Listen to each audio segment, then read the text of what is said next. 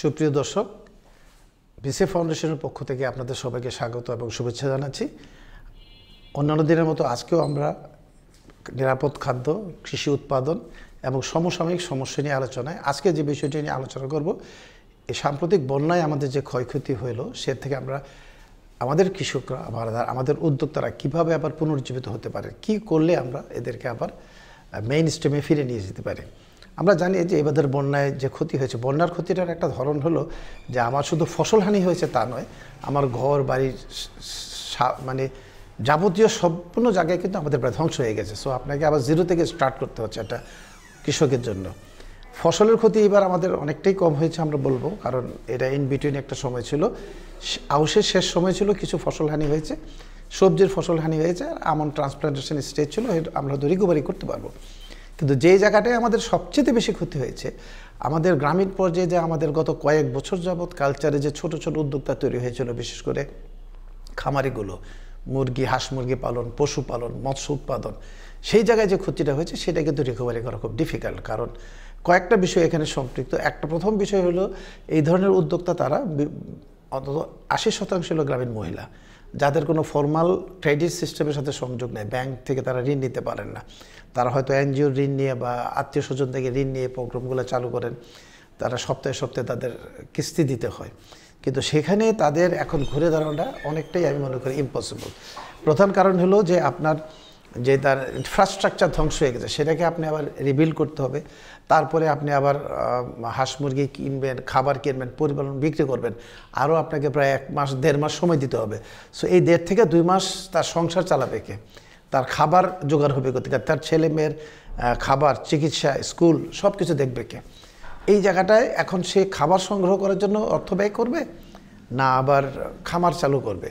এই জায়গাটাতে আমরা মনে করি যে আমাদের যে ক্ষুদ্র ক্ষুদ্র উদ্যোক্তা, তাদের একেবারেই তারা নিঃস্ব হয়ে গেছে। শুধু নিঃস্ব না, নেগেটিভ, প্লাস তাদের যে ঋণ তাদের ছিল সেটা আরও তাতে চাপ বাড়ছে। তাহলে এখন আমরা কী করণীয়? কারণ আমরা তো বিগত বছরগুলোতে চেষ্টা করতেছি যত গ্রামীণ বেশি উদ্যোক্তা সৃষ্টি করতে পারবো ততই আমাদের কৃষির জন্য মঙ্গল। কারণ উদ্যোক্তা ছাড়া আমরা দেখেছি যে to ensure fair price for farmers কখনই সম্ভব হয়নি। আমরা উদ্যোক্তা তৈরি করতে চাই, তাহলে এখন আমাদের কী করতে হবে? আমরা বিসিএফ ফাউন্ডেশন থেকে যেটা মনে করি, আমার ব্যক্তিগত মত অনেকটাই, যে আমরা মনে করি এই সমস্ত উদ্যোক্তাকে আবার তৈরি করার জন্য সরকারকেই ইনিশিয়েটিভ নিতে হবে। এনজিওরা টাকা দেবে ঠিক আছে, কিন্তু তাদের যে ঋণের ভার থাকে সেটা কিন্তু এই কৃষকরা কখনোই রিপেমেন্ট করতে পারে না। সুতরাং একটা কিস্তির ভেড়া জালে তারা পড়ে যায়। এখন সরকার যেটা করতে হবে, আমরা মনে করি তাদেরকে প্রণোদনা দিয়ে তাদের ব্যবসাটা আবার পুনরুজ্জীবিত করার জন্য সাপোর্টটা দিতে হবে, ইনিশিয়াল সাপোর্ট। এবং আগামী নেক্সট ফসল না আসা পর্যন্ত, মুরগির ক্ষেত্রে সেটা 45 দিন হতে পারে, ফসলের ক্ষেত্রে, সবজির ক্ষেত্রে সেটা 2 মাস হতে পারে, এই সময়টা যাতে সে চলতে পারে তাকে সাবসিস্টেন্স অ্যালাউন্স দিতে হবে, যাতে সে বাচ্চা পরিবার নিয়ে এসে থাকতে পারে। এবং এই ব্যবসা শুরু করার জন্য কোয়ালিটি ইনপুট সাপ্লাইটাকে এনশিওর করতে হবে ওই এলাকাতে, বিশেষ করে কৃষির জন্য বীজ, সার, পেস্টিসাইড, তারপরে আপনার গাছের চারা, এগুলোর সাপ্লাইটাকে এনশিওর করতে হবে। কারণ যারা এই ব্যবসার সাথে জড়িত ছিল তারাও কিন্তু শেষ হয়ে গেছে, তাদেরকে আবার সেই ব্যবসাটা পুনরুজ্জীবিত করতে হবে। এবং সেই কারণে আমরা মনে করি যে যাদের ব্যক্তিগত ঋণ আছে বা এনজিও ঋণ আছে বা ব্যাংকের ঋণ আছে, শুধু সুদ মৌকুফ না, প্রিন্সিপালটা সব মৌকুফের একটা উদ্যোগ নিতে হবে।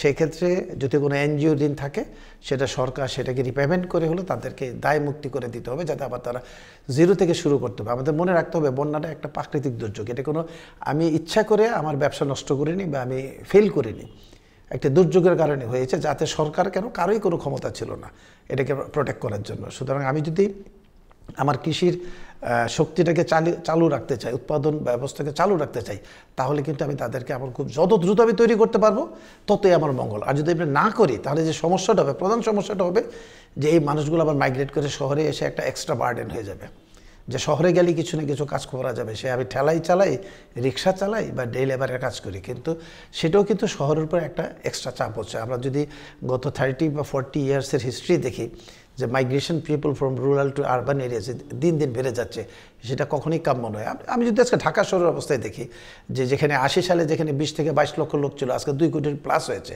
এই শহরে তো 2 কোটি মানুষকে অ্যাকোমোডেট করতে পারছে না, নাগরিক সুবিধা দিতে পারছে না, এতে করে শহরের পরিবেশ পরিস্থিতি কোনোটাই আমরা নিয়ন্ত্রণে রাখতে পারছি না। সুতরাং আমি যদি সামগ্রিক দেশের উন্নয়ন চাই, তাহলে আমরা যেটা আগে বলেছিলাম যে রুরাল এমপ্লয়মেন্ট ক্রিয়েট করতে হবে, বাড়াতে হবে, উদ্যোক্তা তৈরি করতে হবে।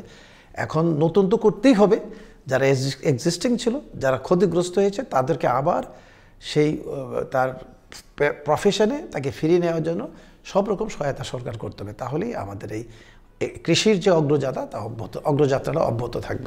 আমরা এবারে বন্যায় দেখেছি যারা ক্ষুদ্র ক্ষুদ্র উদ্যোক্তা, যারা ইন্ডিভিজুয়ালি ব্যবসা করেছেন, মাছের খামার, গরুর খামার বা পোলট্রি খামার, তাদের যে ক্ষতি হয়েছে তারা কিন্তু এটা রিকভারি করে পুনরায় ব্যবসা চালু করা তাদের জন্য প্রায় অসম্ভব হয়ে দাঁড়িয়ে। কারণ আমি যদি এটা মুরগির খামার বা মাছের খামার যদি ধরি, আমি যদি 5 লক্ষ টাকা ব্যয় করে থাকি, সো টোটাল লসটা আমার একা লস হয়েছে। কিন্তু এই ব্যবসাটা যদি আজকে আমরা 10 জনে মিলে করতাম, তাহলে কিন্তু 10 জনের কাছে যখন শেয়ারটা ভাগ হয়ে যেত লসটা, তাহলে কিন্তু আমার 5 লক্ষ টাকা তখন 10 জনের কাছে 50,000 টাকা হতো। আমি হয়তো 50,000 টাকা করে আবার দিয়ে আমরা সবাই রিবিল করা, আবার এই ব্যবসাটাকে চালু করা খুব সহজ হতো। সুতরাং আমরা মনে করি যে আমাদের এই বছরের এক্সপিরিয়েন্স থেকে যেটা আমরা শিখলাম যে ইন্ডিভিজুয়াল এন্টারপ্রেনারদের ক্ষয়ক্ষতির পরিমাণটা অনেক বেশি এবং তার লাইবিলিটির দিন দিন বেড়ে যাচ্ছে। তাকে রিকভারি করে আবার ব্যবসায় ফিরে যাওয়াটা তার জন্য অনেকাংশেই কঠিন হচ্ছে। আমরা প্রায়শই দেখছি যারা মাছের খামার করেছেন তারা হয়তো 20 একর 50 একরের একটি খামার ছিল, প্রকল্প ছিল, টোটালটাই তার লস হয়েছে। সুতরাং এই পুরো টোটালটা তাকে আবার রিভিল করা অনেক টাফ হবে। কিন্তু যেখানে আবার আমরা সমিতির মাধ্যমে বা কমিউনিটিতে যারা কাজ করেছেন, যারা দলীয়ভাবে কাজ করেছেন, 100, 200, 300 শেয়ার হোল্ডার, তাদের কাছে যখন শেয়ারটা ভাগ হয়ে যায় ক্ষতিটা, তখন কিন্তু 5 থেকে 10,000 টাকার মধ্যে তারা লস হয়, যেটা তারা আবার রিকভারি করা সম্ভব। সুতরাং আমরা মনে করি যে একটি সাস্টেনেবল ডেভেলপমেন্টের জন্য রুরাল ইকোনমিতে এই ধরনের খামারগুলো, কমার্শিয়াল অপারেশন যারা করে, সেটা একক অপারেশনের থেকে আমরা যদি কমিউনিটি অ্যাপ্রোচে যাই বা দলীয়ভাবে যাই বা একটা সম্মিলিত প্রয়াস থাকে, তাহলে যেমন প্রফিটও কম হবে, কোনো সন্দেহ নেই, আবার যখন বিপদ আসে, লস হয়, সেটাও কিন্তু অনেক কম হয় এবং তারা আবার ঘুরে দাঁড়ানোটা অনেক সহজ হয়।